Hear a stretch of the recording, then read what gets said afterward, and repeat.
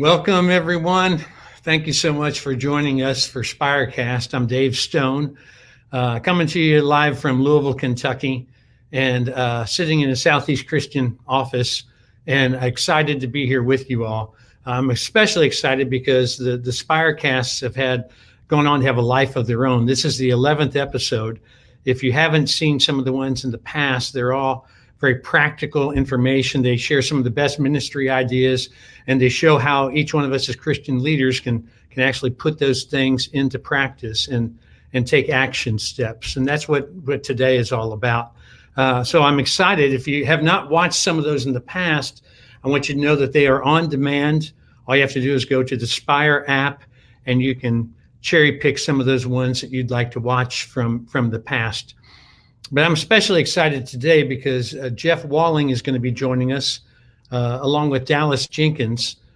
Jeff Walling has been a good friend for probably 20 years. He went to the University of California at Irvine. Hey, Jeff, thanks for joining us. Hey, Dave.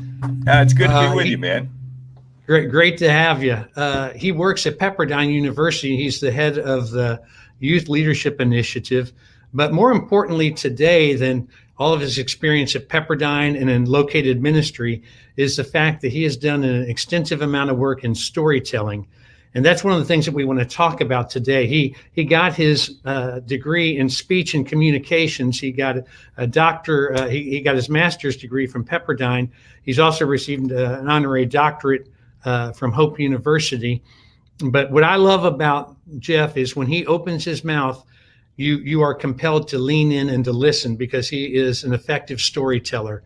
So, Jeff, welcome from Malibu, California, an early morning for you. But we know Jesus told a lot of stories. We know Dallas is going to be talking to us about how we can become more effective in our video testimonies and a lot of other ways of storytelling. But talk to us for a minute about the value that you see in storytelling and how you've used it throughout your ministry. It's a hallmark of every time you speak. Well, thanks, Dave. Let me say thank you to Spire for the great work that you guys are doing and encouraging ministers, church leaders all across the country. And thank you for that very sweet intro. You read that just like my mom wrote it. So I appreciate that.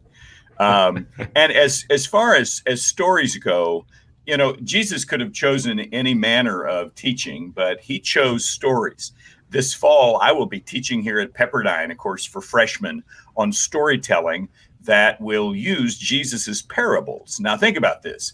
Here are stories that are nearly 2,000 years old, right? And we're going to be examining them for their staying power. I mean, we're praying that a lesson that we present will be remembered for 7 days, much less for 2,000 years. So how to use story like Jesus does, how to make it stick. That's one of the greatest gifts that any preacher can give to their congregation, as far as I'm concerned. You know, there's a lot of times when I will be out someplace and I didn't realize that my sermons would be put on radio, and they were on about every day in different places in Louisville. And I'd be at the post office and someone would come up to me and they say, "Hey, I listened to you this morning." And I'm like, "Oh, I know what the next line is. I know what the next line is. I love that story about. Yeah, I love that story. In fact, it breaks your heart sometimes. You have this deep theological thing, but that story about that lady in that truck, man, I love that. In fact, you realize, Dave, you're in my challenge is to make sure that those stories are married closely enough to the good stuff that they can't think about the lady in the red truck without thinking about atonement or whatever it is you were telling the story about. I apologize for jumping in, but I had to see if I was right. You're exactly right. And they usually can't remember the title. They can't remember the 3 Ps that I worked so hard on, but they always would say the same thing. "Oh, it's a story that you told about your dad. Oh, it's a story about when you were on that roller coaster. Oh, it's a story." And that's what they remember. Hey guys, right now we're going to jump into Dallas Jenkins. I'm going to introduce who Dallas is if you don't know. If you have watched The Chosen, you'll know who I'm talking about. And that's why you want to lean in and listen. This is a 15-minute interview. When we get done with Dallas, we're going to jump right back to talking with Jeff about sermons and storytelling. And we're going to talk about the elements of a story. So watch this with me. Dallas Jenkins is the innovative creative behind the record-breaking faith-based TV show, The Chosen. The first season is already famous as one of the highest crowd-funded media projects ever proposed. Dallas hopes to completely distinguish the series from other past portrayals of Jesus. He believes that sharing this story over multiple episodes provides the perfect way to do this, because the viewers will be able to dig deep into who this man was and what his story was. Thanks, Rick. Churches and Christian organizations are notorious at muddying the water and lacking clarity. As Christian leaders, we don't always celebrate the wins. And sometimes, because the truth is, sometimes our people don't know what a win is. Sometimes we don't know what a win is. But a consistent thread that's found in thriving ministries is that they have found a way to tell their stories, to drive home what is a win. And today we are joined by Dallas Jenkins, who is a master storyteller. He's got a lot going on. He's at the set at The Chosen in Utah. Dallas, thanks so much for joining us and being a part of this. Oh, thank you so much for having me. Yeah, I'm talking to you right now. We're less than a week away from filming season 2, and I'm in Utah right now, about to head out to the set tonight, actually. Well, we're excited you took time to be a part of this at Spire, and it's been a great conference thus far, and I know you're going to add a great deal to it. When I think about the value of a story, I know you grew up in a storyteller's home, and I know you have this streaming app, The Chosen. We binge watched it. We've watched it several times, all the episodes of season 1. You're the creator, you're the director, you're the co-writer of it, and I understand it is the largest crowd-funded project of all time. I know this sounds like Donald Trump, but in the history of the world, the biggest, the largest, the hugest, but it's true, isn't it? Everyone agrees. Everyone agrees. Everyone agrees. Yeah. The Chosen season 1 happened to be the fortune of being the #1 highest crowd-funded media project of all time, and it was actually based on, and the thing that actually launched the whole crowdfund, the thing that raised the $10 million for over 19,000 people, was a short film that I did for my church.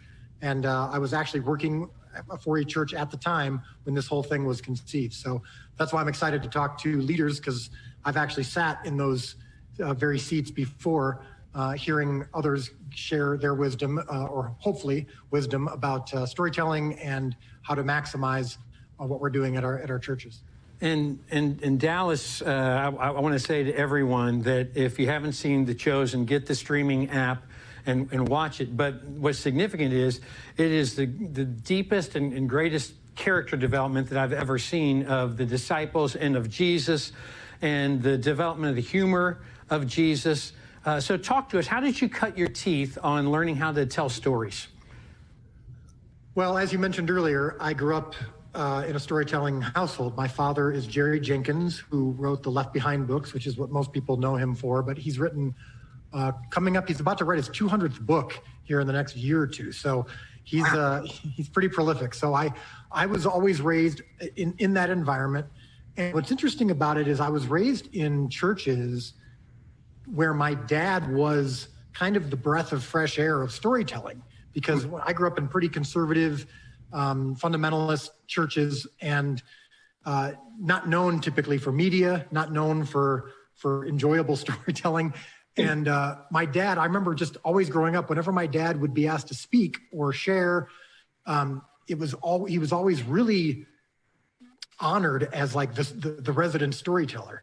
And so that I always grew up around that notion and seeing how much people loved reacting to and how good they felt when they got away a little bit from maybe a break or a diversion from the same old, and actually got, funny stories. And I know that's your love language. I mean, and that's when I attended Southeast for several years and sat under your preaching for several years.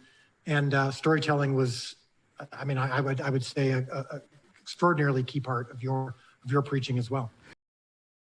Well, I remember, thank you. I'm always drawn to storytellers, and I love the fact that you got a lot of your experience by working on testimonial videos at a church, And talk to me a little bit about how that shaped your storytelling and maybe sharpened and honed your skills. Yeah, so in 2000, I started making films, and I was living in Los Angeles for 10 years and had various degrees of success making feature films. And then I got a job at Harvest Bible Chapel in Chicago. And the idea was that I would come there to make movies. And that was right around the time that the Kendrick brothers had started making movies through their church. And so the idea of a church being a place where you could have the resources financially and otherwise to make movies was an interesting possibility. So that's what I came there to do. Well, for the first couple of years, we didn't get a movie made. In fact, I was asked to help lead the video team and the production team on the weekends. And so for a couple of years, my primary responsibility from a video perspective was telling testimonial stories. So we would take stories from the church, people who'd had their lives changed. And my job was to turn them into like a 6-minute testimonial video.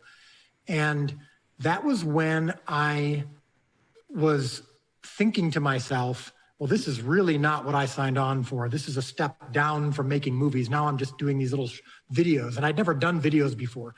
But what I found is that about 2.5 years into it, when I finally got a chance to make a short film for our church, the first film that I was able to do since I'd gotten to Harvest, I realized, oh my goodness, I am 10 times the storyteller and the filmmaker that I was 2.5 years ago because of these dozens of 6-minute testimonial videos that I've been doing and the storytelling philosophy that we adopted and applied to these videos is actually a universally applied storytelling philosophy that has been successful for literally thousands of years.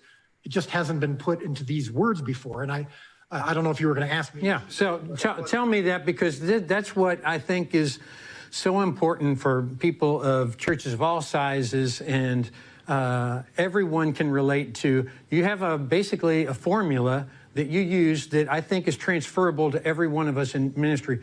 What are those 3 things that you're trying to do?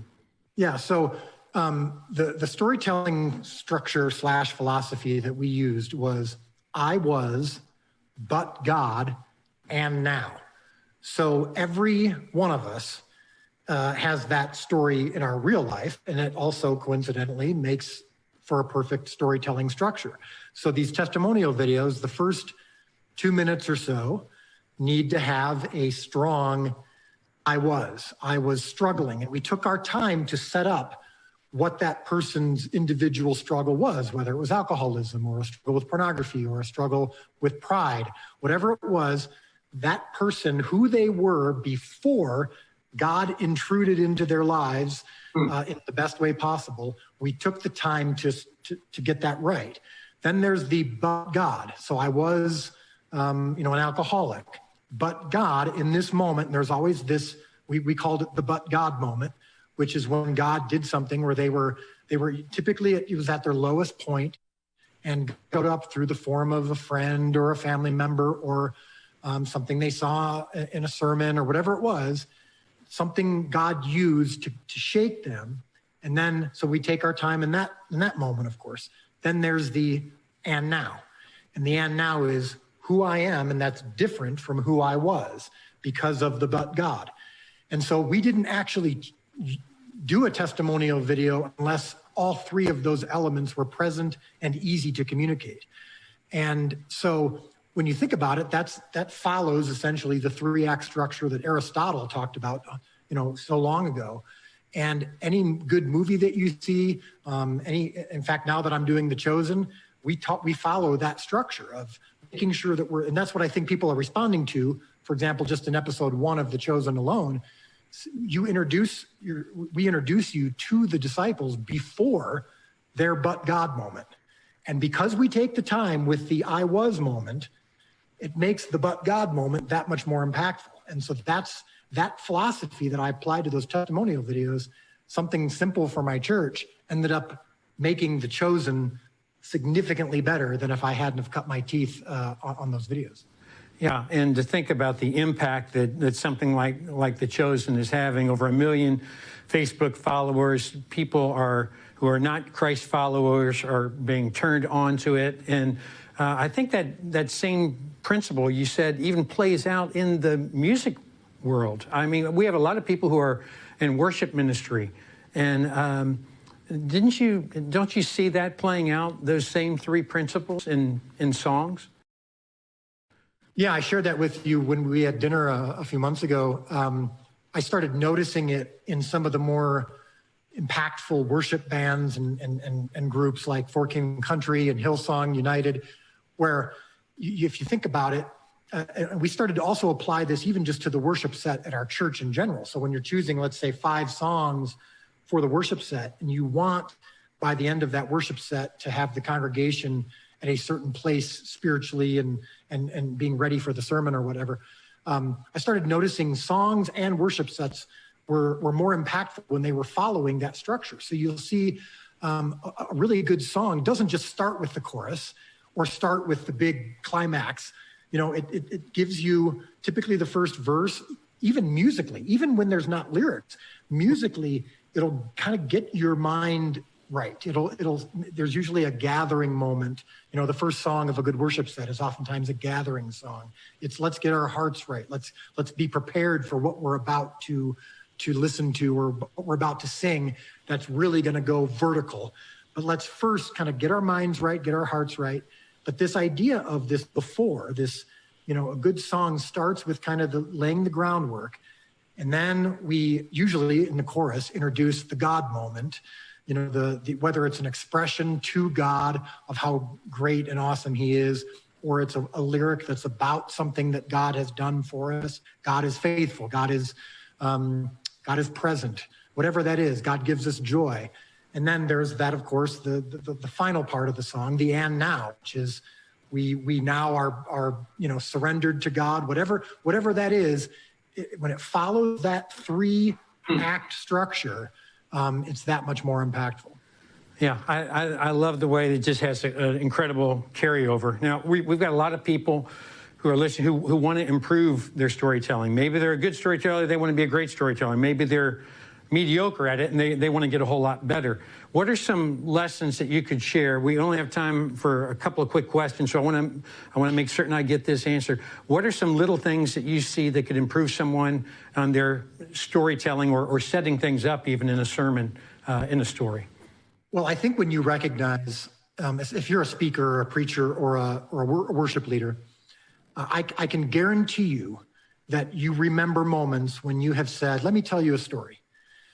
And I can't explain it, but every time that happens, the audience or the congregation or whatever word you want to use perks up. And even just right at this very moment, if I say to you, so this morning I get out of bed and I'm walking into the bathroom, instantly your ears are perking up. You don't know what happens next. And unfortunately, I don't have anything interesting to share with you from this morning, but the fact that I just said that I think we're universally tuned into, and I think God has written this on our hearts, and it's why he told parables. It is written onto our hearts to be tuned into story. And so that's I think the number one principle is just to start practicing incorporating stories into your presentations more often, and whether you're a worship leader or a speaker. But the second thing is, and this is really important for the person who's listening or watching right now, who's part of a small church who might be thinking, I'm not a mega church. I don't have the kind of budgets to do big elaborate videos, and I certainly can't do a short film, you know, to launch The Chosen. But I tell this to people all the time. The storytelling principles are not budget related. You can set up a camera or an iPhone or whatever and train it on a person's face, and just simply a person telling their story, and you editing it into a 4 to 6 minute structure. You follow those principles, I'm telling you, it has an impact. And it's oftentimes good to do it on video, because I'm sure you've all experienced this, where you get someone up to give their testimony and they're really nervous, or they ramble like I am at this moment right now. And you'd like, well, let's just get it on video so we can edit it into its best form. But you can apply that and don't worry about the quality of the equipment. The storytelling matters and impacts people on any kind of budget level. You know, I've experienced this myself just from preaching when where I used to preach in Louisville. They would have me on the radio every day, and I'd be at the post office, and invariably somebody would say, hey, I heard you on the radio this morning. And they would pick sermons from who knows when. And so I'd always say, well, what was it about? Dallas, they never told me the topic. They never told me the text. They always told me the story. And when they would tell that story, that let me know that, man, that's what got to them. Somebody said it like this, points are for the head, but stories are for the heart. And I want to say that we are going to be praying, the Spire family is going to be praying for you. I know you guys have a lot on your plate. What you are tackling, the first multi-season series that looks at the life of Christ. It's never been done before, and here you are in the second season. So we're going to pray that God continues to bless your storytelling, and I want all of you all to know that we pray that God will bless each of us as we strive to inspire others by telling our stories and how it intersects with his story. Back to you, Rick. Awesome. Boy, that was good stuff. I apologize for the fact that, like a typical preacher, I did repeat myself in a 15-minute stretch. I forgot when we filmed that back last fall, Jeff, that was what was going on. So, but great stuff. Unmute yourself, Mr. Walling. And that's okay. Is that the classic moment? Well, I just said, just like any good preacher, if you have a good story, you want to use it again. I mean, I don't hold that against you. Well, I appreciate that. And I'm telling you what Dallas said is gold when you think about the three components of a video testimony or of a song. I was, but God, and now. And that's what you want in every testimony. Let's change gears a little bit.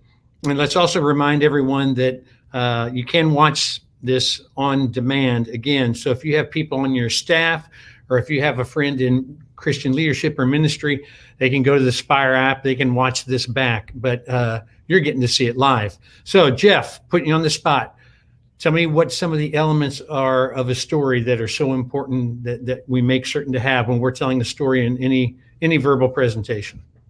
Well, our guest already kind of hit right on the issue that you have to start with a problem. Every story, every good story begins with some kind of tension or challenge. And so if I can't identify the tension, the challenge, or maybe the puzzle, and identify it quickly within the story, my hearers are not going to be impressed. He started that story about, I walked down the hallway to the bathroom. Okay, all right, fine, that's good. But I need to know, was the door locked and you couldn't get in? Did you get there and you had no toothpaste? Did you get there and there was someone in your bathroom that you didn't expect to find there? It's those moments that make our brain go, whoa, whoa, whoa, whoa, something good is about to happen. So I'd say beginning with that mystery, that puzzle, that crisis. And let me go ahead and just say a word about beginnings, if I can, Dave. The phrase that makes me the most frustrated when I hear a preacher, even though it can trigger something good, is, it reminds me of the story about. Now, that's the classic line, and I'll be honest, that's somebody who's not working really hard to make a bridge. I mean, that's like, and for my next point. So when what propels people about a story is when they see you remember it. And then the other day, it's that moment of remembering it because they're going like, oh, can I have some? It's like, oh, this chocolate's so good. So whatever the tension, whatever the mystery, as you introduce the story, enjoy the story in your own mind so that your hearers are prompted to lean in. There are a few things that cause us as human beings, since we were little kids, to lean in. If we heard our mom and dad go, oh yeah, we all went, oh, this is going to be good, right? Very different from, now I need to tell you something. Now that caused a whole nother reaction, right? So the element of a story is how I'm going to start it, how I'm going to begin it with this mystery, this puzzle, this crisis, this moment that brings some tension. And he also made a great comment about the issue of I was, which basically is the problem. Dave, you're probably familiar with the old company Fuller Brush. You remember ever hearing about the Fuller Brush company? I sure do. For our non-wrinkled listeners, the Fuller Brush Group sold brushes door to door. Now, why does that matter? Because they had a huge challenge. Imagine a guy in 1945 or 50 with a briefcase standing at a door, knocking on a door during the middle of the day. All right, who's going to open the door? It's not going to be the husband, right? Because he's off at work. It's going to be the wife. And he says, "Hi, ma'am, I'm here from, Fuller Brush." No, he didn't. He would start with the problem. He'd say, "Ma'am, do you like cleaning toilets?" To which every housewife went, "Oh, no, I hate cleaning. I know exactly what you mean." And before that guy was allowed to mention the toilet brush, he was taught to talk for at least a minute about the disgusting, awful, crummy job. It gets on your hands. And my wife has these gloves, and I always think, how often do you wash those gloves? And she's got them laying around. But then Mr. Fuller came up with, and out of the bag comes the long-handled, easy-to-use toilet cleaner. Now, this can be heard as manipulation, but all it really is identification of the challenge, the difficulty. Even as the director of The Chosen uses that in his films, we need to be able to use that in our stories to help folks feel that tough side. Does that make sense to you, Dave? It does, and it leads me to a thought of the setup. The setup is so important. Before the story, like you alluded to, we take the easy way out. I've always heard the story, or you might recall, instead of working hard on that transitional sentence. Sometimes I think we also cut out early and we abruptly switch. We go from a great story, a story that's an 8, but we have a poor transitional sentence after it to get to what's next, and we haven't built that bridge. And we can take a story that's an 8 to a 10 with just the right transitional sentence. So I tell people, listen to comedians. Go ahead. No. Do yours first. I was just going to say, I tell people I enjoy listening to comedians because I love the way they craft things. I love the way, if you ever go to watch a comedian in a show, how they'll do callbacks and they'll catch you off guard. Of course, every joke, every time a person laughs, it comes back to one of 3 things. It comes back to surprise, truth, or exaggeration. And that's what makes a story, if it's a funny story, compelling to listen to, is if it has one of those things or sprinkled throughout all of those 3 things. I was listening to Kyle Idleman preaching, and he told a story. He went into it by saying, I don't think I've ever told you guys a story. I'm a little embarrassed to say it. And as soon as he said it, he had us. And it was about bungee jumping when he was a senior in high school. And he had a line saying something like, "Well, I said, well, I'd do it, but man, it's $45. I don't have that kind of money." But one of the girls in his class went and bought a ticket and said, "Here you go."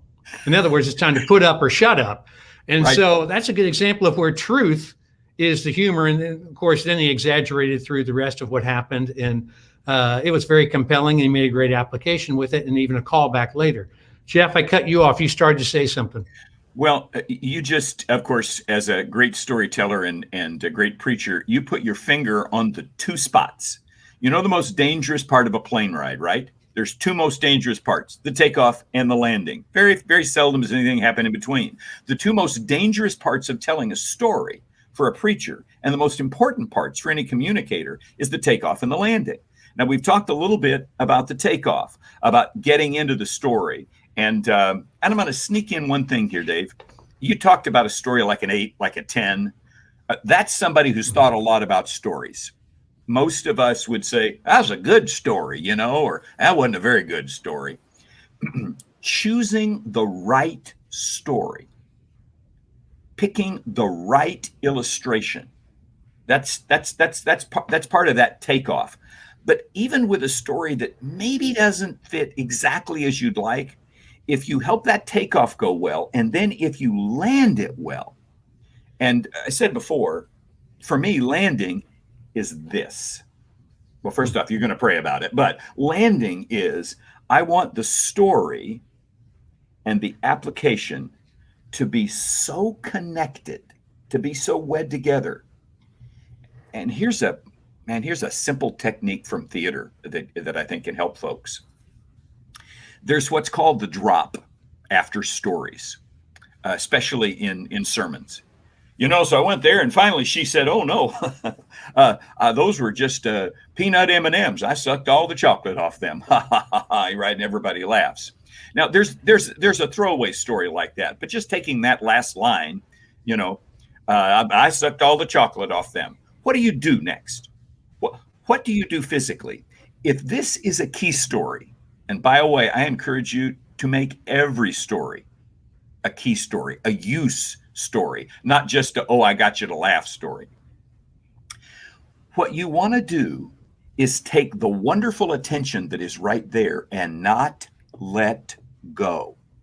How do you do that? You physically stay in the same place.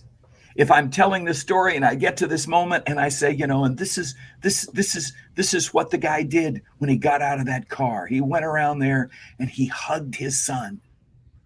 And that is what God, right? You don't say, "Wow, and that story shows me what God wants to do." You stay right there as though you are driving across a bridge. You do not want to veer. You do not want to shift. You want to keep going on that icy bridge to get all of them with you to that place. Otherwise, their brains go, "Oh, story's over. Okay, I'm going to go back to checking Facebook now again until another good story comes up." So making sure that I don't drop the energy and that I keep it from the moment I've dropped that last, as you say, surprise, touching moment, truth, and hold that moment right in there.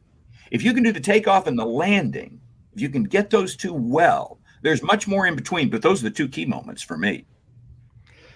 Well, I'm taking notes on everything you're saying, so I've got a full page of notes here. But what you just hit on is really important as we wrap up, and that is to stay in that moment and to carry that through and to build that bridge. I was thinking back when COVID struck, and all of a sudden everybody started watching online. People would look at the analytics. A lot of preachers would look at analytics, and they would see that a person never dropped off in the middle of a story. That's right. But the key is to keep them in that low point, just like in a sitcom. It has, ups and downs all the way through. Last question I want to ask you, and it plays into your wheelhouse. Talk about facial expression and eyes and energy, because you do an incredible job when you are preaching of captivating people. Some of that comes from your theater background, and I know not all of us have that, but there's something that you do. You do things with your eyes that keep people engaged. You use your facial expressions. You use gestures that pull them in. Can you talk to how that plays in with storytelling? Wow, that's awfully kind and probably overstated. And I would bet you, Dave, that if we went back and analyzed the tape after the game, you'd see that the face, the body, and the space, by the way, those are three distinct things for those of you who present. You got your face. Your face is that which is most important on a call like this, right? What I'm doing with my face, and really that's not good language, because I'm not trying to do anything with my face. What I'm trying to do is make sure that my face is free enough to whatever I'm thinking. If I'm thinking something good, I want it on my face. See, we train ourselves to poker face. Thank you. And you get the $10,000 raise, Bob. Well, that's great, sir. Thank you. When Bob should be going, "Oh, man, thank you. Yes, exactly." You need to think like a third grader. Third graders have no poker face. They cannot have a poker face. And so if I'm in a story or if I'm sharing a lesson, I want to have the third graders' transparency. Authenticity is the gold standard for our generation. And so I'm thinking about my face, and then I'm thinking about my body. If the presentation is such where your body can be seen, then man, use your body. Once again, and I don't know if I can do this, but I'll see if I can pull it off. If I am in a space where you can see more of me, then what I want to do is I want whatever that excitement in my face is to be coming out my body. Many preachers end up with what I call stapled at the elbows. All their gestures are like this. And a simple training exercise is make sure that when you're gesturing, you're getting your elbows up. Why? That's natural. This seems weird and forced and, T-Rex kind of. I don't have long enough arms. But instead, if I'm going to say, and God's love is so broad, or God's grace is so high, or his wisdom is so deep, I want to use face, I want to use body, and then I want to use space. And by space, I mean, okay, so I'm at a camp, or I'm at a setting where I can't, use a fantastic moment from The Chosen. But what I can do is I can put, Peter on my right and Paul on my left, or I can talk to someone who's hurting over here and then turn over here to talk to someone who's cynical. I can put faith over here and doubt over here, and then, oh wow, I just said stripy hand, that's cool, and then bring them together, right? There is a third grader in every one of our listeners, Dave. I think you might be a second grader. I mean, just that natural fun and joy that comes bubbling out. And if you can tap into that, just think of your entire audience as wrinkled third graders, and you'll be in better shape, because they're looking for the honest. They're not looking for the preacher voice who's going to tell about the widow who waited there, believing someone would come. No, they'd much rather listen to Uncle Bob. And Uncle Bob, you never quite know what Uncle Bob's going to say. There's a little bit of spontaneity in Uncle Bob, which is a little scary. That's why you have to set him by the door there at Thanksgiving so you can get him outside just in case something happens. That's actually the kind of speaking and preaching that feels like, man, I could have a cup of coffee. I could have a Coke, with that guy. It's one of the hardest things to train. Every year I run a program called the Next Gen Preacher Search, where we are working to train young men and women. In fact, I'll just go ahead and do a shameless plug. It's free. It's totally free for these kids. And they send in a 5-minute video, and we get guys like Dave and others to review them and give feedback. And one of the toughest things to teach them is to get them out of the, but I've got to sound like a preacher. Oh, man. God forgive me if I was one of the ones that they ever heard and thought, I've got to sound like that. And your comment about comedians, so powerful. They are the storytellers of our age. If we could excise the language and the crummy stories, Robin Williams, brilliant. Use of voice, use of character. And we can use those same things in a story as long as we're being real. Because as soon as they catch me faking it, boom, they're like checked out. Because if you're going to fake it about that, what about when you tell me about Jesus? Was that faking it too? Great point. This is one of those topics where, like I say, I'm teaching a whole semester on this, and my mind is spinning. And I'll drop one last piece in. Finding great stories should be your number 1, 2, 3 task during the time you're working on sermons. And there are many places out there. And today, podcasts are an amazing place to find great stories, because there are some stories that The Chosen can tell because of their ability to use the visual. And there are other stories that on a podcast have to be made alive. I listen to anything Ira Glass does. Revisionist history, This American Life. Those are just a few great storytellers. If you can ever catch Donald Davis anywhere, former Methodist minister, an amazing, hilarious storyteller, Southern guy. These folks have honed the skill of making you see with words. And boy, that's what Jesus did. Jeff, thank you so much for sharing that. And I've got a whole lot of notes down. I take notes on every single talk that I hear.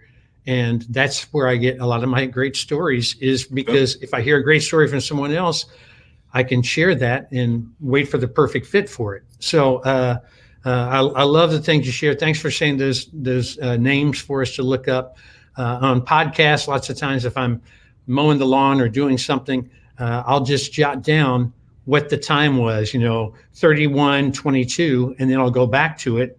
And all I got to do is find the story at that particular spot. But and if I can say, Dave, the best way to get that in your head is when you walk in the house after the mowing it and hearing it, tell Beth.